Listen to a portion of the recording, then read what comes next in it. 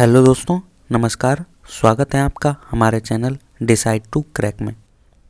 आज हम बात करने वाले हैं एक बहुत ही महत्वपूर्ण टॉपिक जिसका नाम है पद्म पुरस्कार। यानी कि सन 2023 में पद्म पुरस्कार किन किन हस्तियों को दिए गए हैं, आज हम इस पर चर्चा करने वाले हैं। तो देखिए, ये एक बड़ा टॉपिक है, तो इसके लिए केवल वीडियो देखने से काम नहीं चलने वाला है। इसके लिए आपको कॉपी पेन लेना है और साथ में नोट भी करते हुए चलना है। ठीक है, तो हम शुरू करते हैं। देखिए, सबसे पहले हम पद्म पुरस्कारों पर ही थोड़ी सी चर्चा कर लेते हैं, फिर हम आगे बढ़ने वाले हैं।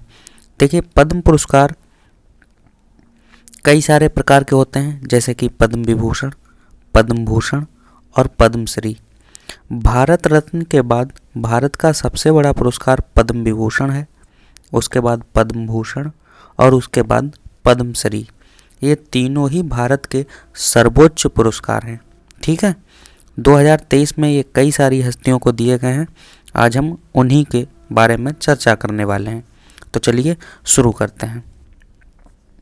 देखिए, सबसे पहले हम कुछ सामान्य जानकारी देख लेते हैं पद्म पुरस्कारों के बारे में, फिर हम इस वर्ष के पद्म पुरस्कारों पर आगे चर्चा करेंगे। ठीक है, तो देखिए, पद्म पुरस्कार सन 1954 से शुरू हुए हैं। ये एक फैक्ट है जो कि आपको याद रखना है। ठीक है, पद्म पुरस्कार 1954 से शुरू हुए हैं और इनकी घोषणा 26 जनवरी के अवसर पर की जाती है। अगर हम बात करें सन 2023 की, तो सन 2023 में कुल 106 हस्तियों को पद्म पुरस्कार प्रदान किए गए हैं। ठीक है, जिसमें से पद्म विभूषण 6 लोगों को, पद्म भूषण 9 लोगों को और पद्मश्री 91 लोगों को दिए गए। एक बात आपको और याद रखनी है कि इन 106 लोगों में से 19 महिलाएं भी हैं जिन्हें इस वर्ष कोई ना कोई पद्म पुरस्कार दिया गया है। ठीक है, तो अगर आपसे पूछा जाए कुल कितनी महिलाओं को प्रदान किया गया है, तो आप कहेंगे 19 महिलाओं को। अब हम एक एक करके पढ़ने वाले हैं कि ये पद्म विभूषण किन 6 लोगों को मिला है, पद्म भूषण किन 9 लोगों को मिला है और पद्मश्री में से भी कुछ महत्वपूर्ण लोगों को हम पढ़ने वाले हैं। तो चलिए शुरू करते हैं। देखिए, पहला प्रश्न, पद्म विभूषण मुलायम सिंह यादव। 2023 का सबसे महत्वपूर्ण प्रश्न यही है कि मुलायम सिंह यादव को कौन सा पुरस्कार दिया गया है।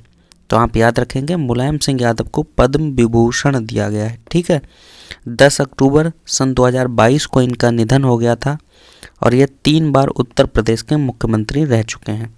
सबसे पहली बार ये 1989 में उत्तर प्रदेश के मुख्यमंत्री बने थे। इसके अलावा सन 1996 में ये भारत के रक्षा मंत्री भी बने थे। ठीक है, अगर पूछा जाए कि इन्हें किस क्षेत्र में ये पुरस्कार दिया गया है, तो इन्हें पब्लिक अफेयर्स के क्षेत्र में ये पुरस्कार प्रदान किया गया है। ठीक है, चलिए आगे बढ़ते हैं। तो अगला नाम है बालकृष्ण दोषी का और इन्हें कौन सा पुरस्कार मिला है, तो इन्हें भी मिला है पद्म विभूषण। ठीक है, ये दूसरे हैं जिन्हें पद्म विभूषण दिया गया है और इन्हें किस क्षेत्र में मिला है, आर्किटेक्चर के क्षेत्र में। ठीक है, और इनका स्थान कहाँ है, गुजरात से। ठीक है, आगे हम बढ़ें तो 2022 में इन्हें रॉयल गोल्ड पदक भी मिला था और 2018 में प्रिज्जकर पुरस्कार भी इन्हें प्रदान किया गया है। ठीक है, चलिए आगे बढ़ते हैं। अगला देखिए, जाकिर हुसैन। जाकिर हुसैन तबला वादक हैं, महाराष्ट्र के हैं, तो इन्हें कला के क्षेत्र में पद्म विभूषण दिया गया है। ठीक है, सन 1988 में इन्हें पद्मश्री भी प्रदान है। सन 2002 में इन्हें पद्म भूषण भी मिला है। इसके अलावा इन्हें 1992 और 2009 में संगीत का प्रसिद्ध ग्रैमी अवार्ड भी प्रदान किया गया है। ठीक है, महान तबला वादक उस्ताद अल्लाह रखा के ये बेटे हैं। ठीक, तो इनका नाम क्या है, जाकिर हुसैन, और इन्हें कौन सा पुरस्कार मिला है, पद्म विभूषण। किस राज्य से हैं, महाराष्ट्र राज्य से हैं। ठीक है, क्यों मिला है, तो आर्ट के क्षेत्र में मिला है, कला के क्षेत्र में, तबला वादक हैं ये। ठीक, आगे बढ़िए। अगले व्यक्ति हैं एस.एम. कृष्णा। एस.एम. कृष्णा, जिनका पूरा नाम है सोमनाहल्ली मलैया कृष्णा। इनका संबंध भी राजनीति से है सन 1999 से लेकर के 2004 तक ये कर्नाटक के मुख्यमंत्री रहे थे। इसके अलावा और 2009 में मनमोहन सिंह की सरकार में ये विदेश मंत्री भी बने हैं। और इन्हें कौन सा पुरस्कार मिला है? पद्म विभूषण। क्या नाम है इनका? SM कृष्णा, यानी कि सोमनाहल्ली मलैया कृष्णा। ठीक है, अगले देखिए, अगला नाम है दिलीप महानलोमिस, जिन्हें मरणोपरांत पद्म विभूषण दिया गया है। इन्हें मेडिसिन के क्षेत्र में ये पुरस्कार मिला है, मेडिसिन यानी कि चिकित्सा के क्षेत्र में, और ये वेस्ट बंगाल राज्य से संबंधित हैं। इन्हें ये पुरस्कार ORS की खोज के लिए तथा इसके इस्तेमाल को बढ़ावा देने के लिए मिला है। ठीक है, इन्हें आप देख सकते हैं, यह हैं दिलीप महानलोमिस, जिन्हें मेडिसिन के क्षेत्र में मिला है, वेस्ट बंगाल के हैं। पद्म विभूषण मिला हुआ है ORS के लिए। ORS आप सब जानते होंगे, जिसको ओरल रिहाइड्रेशन सॉल्यूशन बोलते हैं, उसी के इस्तेमाल के बढ़ावा देने के लिए इन्हें यह पुरस्कार मिला है। ठीक है, अगले देखिए, अगला नाम है श्रीनिवास बर्धन। श्रीनिवास बर्धन को भी इस वर्ष का पद्म विभूषण दिया गया है। यह एक भारतीय अमेरिकी गणितज्ञ हैं, जिन्हें 2008 में पद्म भूषण भी दिया गया है। इन्हें 2007 में गणित का सर्वोच्च एबल पुरस्कार भी दिया गया है। एबल पुरस्कार, जिसे हम गणित का नोबेल भी कहते हैं, गणित का नोबेल पुरस्कार भी इसे कहा जाता है। ठीक है, तो इन्हें यह भी प्रदान किया गया है। इनका नाम क्या है? श्रीनिवास बर्धन। ठीक है, अमेरिका के हैं, ये भारतीय अमेरिकी गणितज्ञ हैं। ठीक, देखिए अब तक हमने सभी 6 उन लोगों को पढ़ लिया है जिन्हें पद्म विभूषण प्रदान किया गया है। एक बार हम इन 6 लोगों को एक बार फिर से रिवाइज कर लेते हैं बहुत जल्दी से, फिर हम आगे चलेंगे पद्म भूषण पर। देखिए पद्म विभूषण हम शुरू से देखते हैं किस किस को मिला है। सबसे पहले देखिए मुलायम सिंह यादव को मिला हुआ है। ठीक है, आगे अगला नाम क्या है? बालकृष्ण दोषी को मिला हुआ है आर्किटेक्चर के क्षेत्र में पद्म विभूषण। इसके बाद में जाकिर हुसैन को पद्म विभूषण दिया गया है। SM कृष्णा को पद्म विभूषण दिया गया है। इसके आगे बढ़ते हैं तो दिलीप महालनोबिस को पद्म विभूषण दिया गया है। और अगला नाम है श्रीनिवास बर्धन को। ये सारे 6 नाम हो गए हैं जिन्हें पद्म विभूषण दिया गया है। अब हम चलते हैं पद्म भूषण की ओर। पद्म भूषण हम बात कर चुके हैं कुल कितने लोगों को मिला है, तो कुल 9 लोगों को दिया गया है। ठीक है, देखिए पहला नाम है सुधा मूर्ति। सुधा मूर्ति एक भारतीय शिक्षिका हैं। इसके अलावा यह एक प्रसिद्ध लेखिका भी हैं, एक समाज सेविका हैं। इन्हें सोशल वर्क के क्षेत्र में ही जो है इस वर्ष का पद्म भूषण दिया गया है। ये कर्नाटक राज्य से संबंधित हैं। 2006 में इन्हें पद्मश्री भी दिया गया है। क्योंकि ये एक लेखिका हैं इसलिए इनकी कुछ पुस्तकें भी हमें याद रखनी है, जैसे कि अस्तित्व, महाश्वेता, और ये इन्फोसिस फाउंडेशन की अध्यक्ष भी हैं। ठीक है, तो इनका नाम क्या है? सुधा मूर्ति। और इन्हें कौन सा पुरस्कार मिला है? Padma Bhushan. Most important question है ये। ठीक है, आगे बढ़ते हैं। अगला नाम है सुमन कल्याणपुर।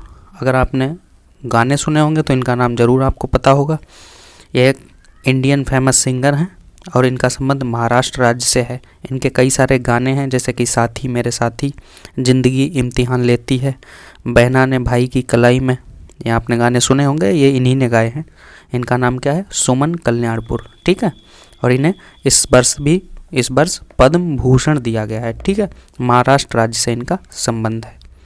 आगे बढ़ते हैं। अगला नाम है कुमार मंगलम बिड़ला। कुमार मंगलम बिड़ला को पद्म भूषण दिया गया है। यह एक बिजनेसमैन है और इनका संबंध महाराष्ट्र राज्य से है। ठीक है, तो इन्हें ट्रेड एंड इंडस्ट्री यानी कि बिजनेस के क्षेत्र में इस वर्ष पद्म भूषण दिया गया है और ये आदित्य बिरला ग्रुप के चेयरमैन हैं। ठीक है, तो इनका क्या नाम है? कुमार मंगलम बिड़ला। आगे बढ़ते हैं। आगे हैं SL भैरप्पा। SL भैरप्पा को भी इस बार पद्म भूषण दिया गया है। इनका संबंध कर्नाटक राज्य से है और ये कन्नड़ भाषा के प्रसिद्ध साहित्यकार हैं। ठीक है, इनका एक उपन्यास था दाटू। दाटू नाम के इनके एक उपन्यास को सन 1975 में साहित्य अकादमी पुरस्कार दिया गया था। तो इनका नाम क्या है? SL भैरप्पा। इनका पुरस्कार पद्म भूषण। ठीक है, अगला मोस्ट इम्पॉर्टेंट नाम है ये श्री दीपक धर।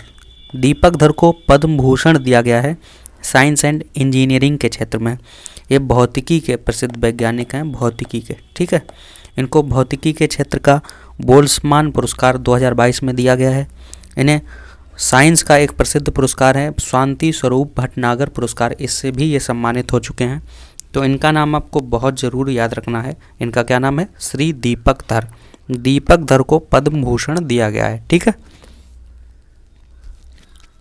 आगे अगला नाम है स्वामी चिन्नाजीयर।